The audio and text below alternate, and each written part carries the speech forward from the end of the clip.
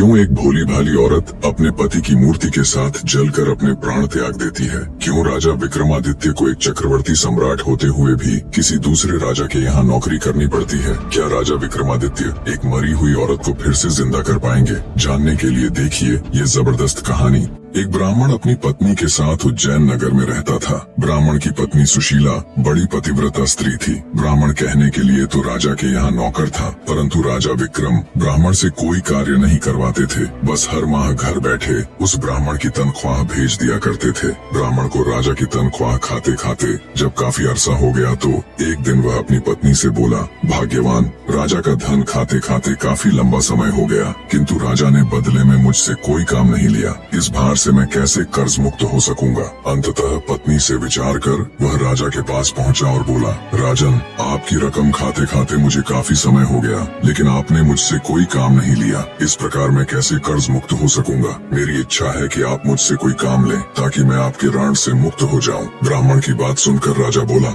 हे ब्राह्मण, मेरी प्रतिज्ञा है कि मैं किसी ब्राह्मण से काम नहीं लेता, पर फिर भी आपकी यही इच्छा है तो मेरे कहने से गंगा स्नान कराओ और एक कलश गंगा जल मेरे लिए भी लेते आना। यही है आपका कार्य। राजा के वचन सुनकर ब्राह्मण अत्यंत प्रसन्न होकर अपने घर आया और सारा हाल अपनी पत्नी से कह सुनाया। वह बोली, स्वामी, आप चले जाओगे तो मैं आपके पीछे अन्न जल कैसे ग्रहण करूंगी? मेरा तो यह नियम है कि बिना आपके दर्शन किए अन्न जल ग्रहण नहीं करती। ब्राह्मण बोला, मैं अपनी मूर्ति बनवा कर घर के अंदर स्थापित कर दूंगा, तू उसके दर्शन करके अपना गुजारा कर लेना। यह कहकर उसने अपनी मूर्ति बनवाई और घर में स्थापित करवा दी और आवश्यक सामान ले राजा के पास जाकर बोला, महाराज, अब मैं जा रहा हूँ, मुझे आज्ञा दीजिए और मेरे पीछे से कृपा करके मेरी पत्नी की खैर खबर लेते रहना। उसको अब मैं आपकी शरण में छोड़े जा रहा हूँ। ब्राह्मण के वचन सुनकर राजा विक्रमादित्य बोला, हे ब्राह्मण, आप किसी बात की चिंता न करें और निश्चित होकर जाएं। आश्वासन देकर राजा ने उसे मार्ग व्यय के लिए धन देकर विदा कर दिया। ब्राह्मण के गंगा स्नान पर जाने के बाद ब्राह्मणी हर रोज पहले उसकी मूर्ति को भोग लगाती और बाद में खुद खाती। एक दिन ब्राह्मण के पड़ोस में आग लग गई। वह आग इतनी तेजी से फैली कि देखते ही देखते ब्राह्मण ब्राह्मणी के घर तक आ पहुंची। ब्राह्मणी अपने घर में लगी आग देखकर अपने पति की मूर्ति से कहने लगी, हे स्वामी, घर में आग लग गई है, कृपया बाहर चलो। जल्दी ही आग ने पूरे घर को अपने चपेटे में ले लिया, परंतु ब्राह्मणी टस से मस न हुई और वो उस ब्राह्मण की मूर्ति के आगे वही शब्द दोहराती रही, स्वामी, घर में आग लग गई है, बाहर चलो। आखिर ब्राह्मणी आग में ब्राह्मण की मूर्ति के साथ चिपट जलकर मर गई। जब राजा विक्रम को ये बात पता चली तो वो माथा पकड़कर बैठ गया और खुद से कहा, ये तो बड़ा अनर्थ हो गया। अब जब ब्राह्मण आकर पूछेगा तो मैं उसे क्या उत्तर दूंगा? ब्राह्मण अपनी पत्नी को राजा के हवाले छोड़कर उसके कहने से गंगा स्नान करने गया था, पर ब्राह्मणी तो उसकी मूर्ति के साथ जल चुकी थी। राजा विक्रम के दिन बड़े भारी हृदय के साथ चिंता में निकल रहे थे। इसी बीच एक रोज ब्राह्मण भी वापस आ गया और घर में लगी आग और अपनी स्त्री के जल मरने का समाचार सुनकर वह आग बबूला हो उठा।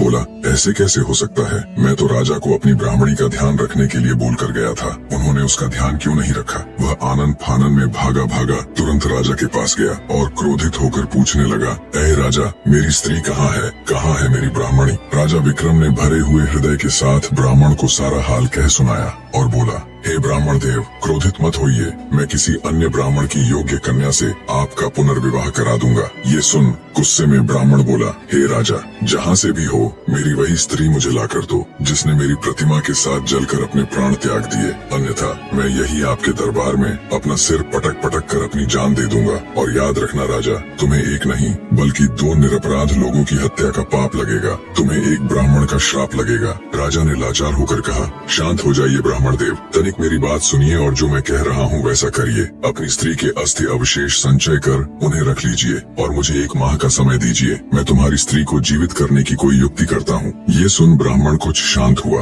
और जैसा राजा ने कहा था वैसा ही किया। राजा विक्रम अपना राजकाज अपने मंत्रियों को सौंपकर सादे बाणे में अमृत की तलाश में चल पड़ा। चलते चलते कई दिनों के बाद वो एक गांव में पहुंचा। कई दिन चलने की थकान के कारण वो एक मकान के दरवाजे पर पड़ी चारपाई देख थका मांदा उसी पर बैठ गया। उस मकान में एक वृद्धा और उसकी पुत्र वधू रहती थी। वृद्धा का बेटा बहुत दिनों से कहीं बाहर गया हुआ था। उसी के संताप में उसकी पुत्र वधू और वो हमेशा दुखी रहती थी। थोड़ी देर बाद जब वृद्धा की पुत्र वधू बाहर आई और उसने राजा को वहाँ बैठा देखा तो मन में सोचने लगी, हो न हो यही मेरा पति है। इसकी सूरत और उम्र दोनों मेरे बहुत दिनों से बाहर गए पति से मेल खाती हैं। यह बात मन में विचार करके वह भीतर गई और अपनी सास से कहने लगी, माँ जी, मुझको ऐसा प्रतीत हो रहा है कि आपका बेटा लौट आया है और बाहर द्वार पर बैठा है। बहू की बात सुनकर बुढ़िया खुश हो दौड़कर दरवाजे पर आई। जब उसने राजा विक्रम को देखा तो उसे भी वो बिल्कुल उसके बेटे की तरह जान पड़ा। वृद्धा बोली, बेटा तू बाहर क्यों बैठा है? चल अंदर चल। कहाँ था तू इतने दिनों से? देख, तेरी याद में तड़प तड़प कर मेरी यह दुर्दशा हो गई और तूने एक बार भी मेरी सुध नहीं ली। वृद्धा की बात सुनकर राजा विक्रम हड़बड़ाया और सोचने लगा, हे ईश्वर, ये क्या नई बला मेरे सिर आन पड़ी। वह वृद्धा से बोला, माँ, मैं तेरा बेटा नहीं हूँ, पर तू अपने बेटे का हाल बता। मैं तुझे तेरे पुत्र से मिलाने की कोशिश जरूर करूँगा।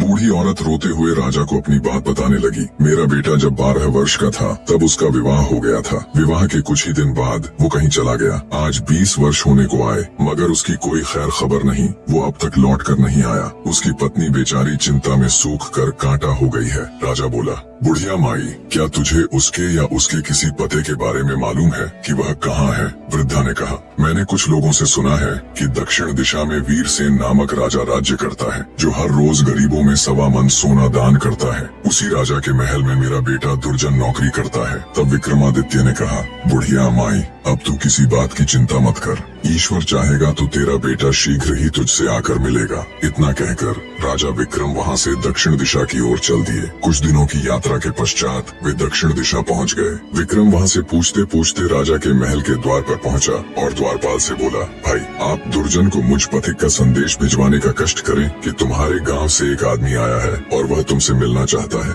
द्वारपाल ने भीतर जाकर दुर्जन को विक्रम का संदेश दे दिया, जिसे सुनकर वह द्वार पर आया और विक्रम को अपने गांव का निवासी समझकर उसे अपने डेरे पर ले गया। विक्रमादित्य ने कहा, भाई, तुमको ऐसा नहीं करना चाहिए था। जब से तुम आए हो तब से घर की सूरत तक नहीं देखी। तुम्हारे घर तुम्हारी माता और पत्नी रो रो कर दिन बिताती हैं। तुम्हारे लिए उचित यही है कि जैसे भी बने शीघ्र ही उनकी सुध लो। दुर्जन बोला, भाई, मैं क्या करूं? विवश हूं। न तो महाराज मुझे छुट्टी देते हैं, न इस्तीफा लेते हैं। फिर भला मैं किस प्रकार जा सकता हूं? विक्रम बोला, इसकी तुम चिंता न करो, तुम्हारे बदले में मैं नौकरी कर लूंगा। अब दुर्जन ने राजा से कहा, महाराज, मेरा भाई गांव से आया है, वह मेरे बदले आपके यहाँ नौकरी करेगा। आप कृपा कर मुझे कुछ दिनों के लिए छुट्टी दे दें, क्योंकि मेरी माँ व पत्नी मेरे लिए बहुत व्याकुल है। राजा वीरसेन बोला, अच्छा, अपने भाई को नौकरी पर छोड़कर तुम 1 महीने के लिए अपने घर हो आओ। यह सुनकर दुर्जन ने विक्रम को नौकरी पर छोड़ा और स्वयं राजा से विदा लेकर अपने घर को चल दिया और विक्रम उसके बदले नौकरी करने लगा। खुद एक राजा होते हुए भी बड़े हृदय वाले राजा विक्रमादित्य दूसरों के दुख दूर करने के लिए राजा वीरसेन के यहाँ नौकरी करने लगे। राजा वीरसेन का नियम था कि हर रोज वो आधी रात को शहर से बाहर एक देवी के मंदिर में जाता। देवी उसे पकड़कर तेल के खौलते कड़ाह में डाल देती। जब राजा उसमें भुन जाता तब वह उसे निकाल कर खा जाती। तत्पश्चात उसकी हड्डियों को इकट्ठा करती, फिर उन पर अमृत छिड़क देती। इस प्रकार राजा पुनः जीवित हो जाता। बाद में देवी अक्षय झांझर हिलाकर 1.25 मन सोना राजा को देती, जिसे लेकर राजा वीरसेन चुपचाप महल लौट आता और प्रातः काल वही सोना ब्राह्मणों को दान कर देता। एक दिन राजा विक्रम ने अपने मन में विचार किया कि राजा के पास इतना सोना कहाँ से आता है और हर रोज आधी रात को वो कहाँ जाता है। इसका भेद अवश्य जानना चाहिए। दूसरे दिन आधी रात के समय जब वीरसेन ने देवी के मंदिर के लिए प्रस्थान किया तो राजा विक्रम भी उसके पीछे पीछे चल पड़ा। मंदिर में एक तरफ छिपकर उसने खुलते तेल के कड़ाह में जब राजा को भूनते देखा तो विक्रमादित्य का हृदय द्रवित हो उठा। सारा हाल देख वो भारी हृदय के साथ अपने स्थान पर वापस आ गया और विचार किया, राजा बड़े कष्ट से सोना लाता है, कैसे भी करके इसका दुख दूर करना चाहिए। राजा विक्रम बाजार गया और हर तरह के मेवे, सुगंधित वस्तुएं और तरह तरह के मसाले ले लिए। जब आधी रात का समय नजदीक आया तो विक्रमादित्य ने अपने शरीर को जगह जगह से चाकू से चीरकर सभी प्रकार के मसाले और मेवे कटे हुए स्थान पर भर लिए। अत्यंत पीड़ा सहन करते हुए राजा विक्रम चुपचाप राजा वीरसेन के कक्ष में गए और अपनी जेब से जादुई बीर निकाल उन्हें हुक्म दिया, जब तक मैं न आ जाऊं तब तक तुम राजा वीरसेन को ऐसी गफलत में रखना कि उसे होश न आए। खुद राजा वीरसेन की जगह देवी के मंदिर में पहुंच गया। विक्रम जब देवी के मंदिर में पहुंचा तो भूख से व्याकुल देवी ने उसे पकड़कर तुरंत कड़ाह में डाल दिया। जब वह भुन गया तो देवी ने उसे निकाल कर खाया। देवी ने इतना स्वादिष्ट गोश्त आज तक नहीं खाया था। वो हर रोज वीरसेन को भून कर खाती थी और उसे जीवित कर देती थी। राजा वीरसेन में ऐसा कुछ बचा नहीं था, पर आज जब उसने तंदुरुस्त और एकदम हट्टे कट्टे विक्रमादित्य के ताजा और तरह तरह के मसाले मसाले और मेवे से भरा मांस खाया तो उसका रोम रोम खिल उठा। लजीज गोश्त खा वो अत्यधिक प्रसन्न हो उठी। पूरी तरह तृप्त हो उसने रोज की तरह हड्डियां एकत्र कर घड़े से अमृत निकालकर उन पर छिड़क दिया। अगले ही पल राजा विक्रम जीवित हो उठा। तब देवी बोली, मैंने आज तक इतना स्वादिष्ट मांस नहीं खाया। आज मैं तुझ पर बहुत प्रसन्न हूँ। जो भी तुझे चाहिए दिल खोलकर मांग ले। विक्रम बोला, हे माँ, मुझे आपसे 3 वर चाहिए। देवी प्रसन्न हो बोली, दिए तुम्हें 3 वचन, मांगो क्या चाहिए। तब विक्रम ने कहा, पहले वचन में मुझको आपका अमृत का पात्र चाहिए, दूसरे वचन में मुझे आपकी अक्षय झांझर भी चाहिए। ये 2 वरदान मांगकर विक्रम ने सोचा कि इसका अमृत यदि मैंने ले लिया और देवी ने राजा को नित्य की भांति भून कर खाया तो फिर उसे जिंदा कैसे करेगी। इसलिए तीसरे वचन में उसने सोचा कि न देवी यहाँ रहेगी न राजा की जान जाने का डर रहेगा। अतः तीसरे वर में उसने देवी का वहाँ से चले जाना मांगा। इस प्रकार तीनों वचन देकर देवी वहाँ से चली गई। राजा विक्रम अमृत कलश और अक्षय झांझर ले वापस आ गया। उसने सोते हुए राजा वीरसेन के पास से अपने जादुई बियर उठा ली। थोड़ी देर में जब वीरसेन की आंख खुली तो समय देख वह घबराकर मंदिर की ओर दौड़ा। वहाँ जाकर उसने देखा तो कोई नहीं था। कड़ाहा भी आधा पड़ा था। यह देखकर वह बहुत घबराया और मन में सोचने लगा, सुबह सोना कहाँ से दान करूँगा। लोग कहेंगे कि राजा दिवालिया हो गया, खजाने में धन नहीं रहा। ये सोचते सोचते वो घर आकर पलंग पर पड़ गया। चिंता में उसे रात भर नींद नहीं आई। करवटें बदलते बदलते ही सवेरा हो गया। भिक्षुक पुकारने लगे, महाराज प्रातः काल हो गया, दान करने के लिए सिंहासन पर विराजिए। भिक्षुकों की पुकार सुनकर राजा अत्यंत दुखी हो रहा था। महल के बाहर भिक्षुक चिल्ला रहे थे। राजा शर्म और शोक में डूबा भिक्षुओं की आवाज सुन रहा था। राजा को शोक के समुद्र में डूबा देखकर विक्रम ने कहा, हे महाराज, सुस्त क्यों हैं? सोना दान क्यों नहीं कर रहे? वीरसेन ने आदि से अंत तक सारा हाल विक्रम को कह सुनाया और बोला, आज यह ब्राह्मण वर्ग विमुख हो जाएगा तो बड़ा अन्याय होगा। तब विक्रमादित्य ने राजा वीरसेन को अक्षय झांझर दी और कहा, लो निकाल लो इसमें से और बांट दो। इसके लिए अब तुम्हें कहीं जाने की जरूरत नहीं है, इसे अपने पास रखो। अक्षय झांझर देख राजा वीरसेन ने हैरान होते हुए पूछा, यह झांझर तुम्हारे पास कैसे आई? विक्रमादित्य ने राजा को सारा हाल कह सुनाया। सब सुनकर राजा वीरसेन विक्रमादित्य के पैरों में गिर पड़ा और बोला, आप धन्य हैं बंधु, आप कौन हैं? तब राजा विक्रम ने बताया, मैं उज्जैन नगर का राजा विक्रमादित्य हूँ। अमृत की तलाश में था कि मार्ग में मुझे दुर्जन की माता मिली। पुत्र की जुदाई में उसका बुरा हाल था। मैं उससे मिलकर यहाँ दुर्जन को उसकी माता की दुर्दशा से अवगत कराने चला आया। तब वीरसेन बोला,